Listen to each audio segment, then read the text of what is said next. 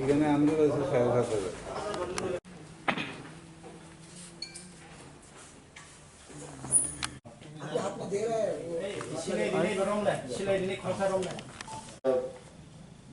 surrender कम rehabilitation scheme है 2018 की, उसके तहत जो भी